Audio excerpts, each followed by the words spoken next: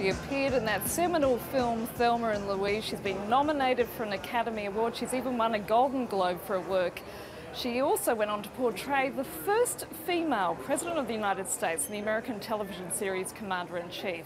And in her spare time as well, Hollywood actor and producer Geena Davis has set up an institute for gender in the media, and she joins me here today. Geena, thanks for being with us. Thank you. Now, from what I understand, you were at home, you were watching television with your young daughter, and you were appalled by the low number, basically the lack of female roles that you saw. Now, it's one thing to be appalled, it's another thing to actually go out there and establish an institute. Right. And I didn't intend to do all that in the beginning, but I did. As you said, I noticed right away that there seemed to be so few female characters and what's, made for little kids.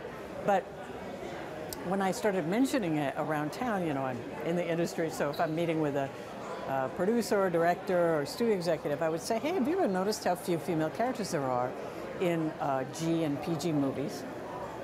Every single person said, no, that's not true anymore, that's been fixed. And I was thinking, that's not what I see. So that led me down the whole road of getting research on the subject and then, making it sort of my second profession. So what is the impact on society when you don't see women on screen?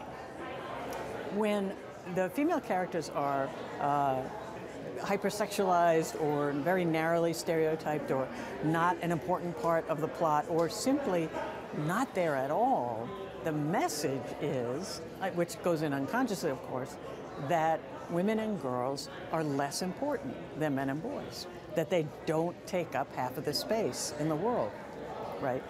And kids consume media so much, more than anything else except sleeping.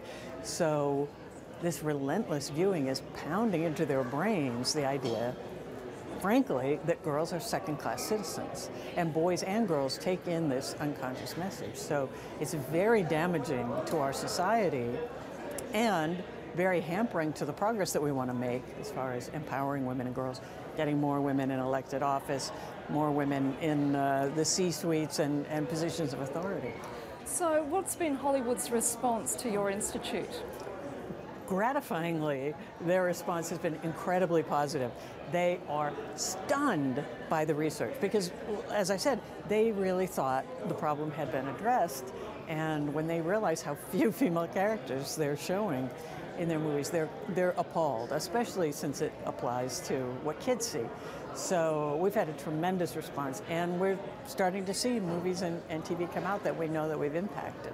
Now, women do get a raw deal in Hollywood, don't they? There's lesser roles to begin with, but as they get older, it becomes even more of a problem. How do you change that? I wish I could in time to help me. Maybe I'll just do this nobly for future generations. But it really is true that idea that the older you get, the fewer parts there are. It really happens to be true. The numbers show that. And I think part of the reason is that the default character is so often male, that they make characters female when there's a reason she needs to be female. But if it's the general or the boss or the doctor or whoever, it doesn't occur to people, oh, well, that could just as easily be a woman as a man. So what I'm encouraging studios to do and creators is think of whether this character could be a woman. Go through your script and change a bunch of first names to female.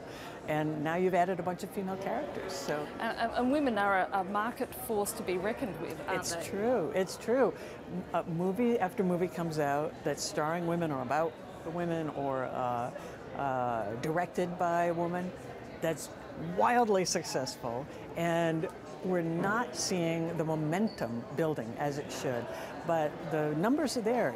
It's been shown now that movies with more female characters in it make more money, less likely to be a big flop. So I think we're ready to turn a corner.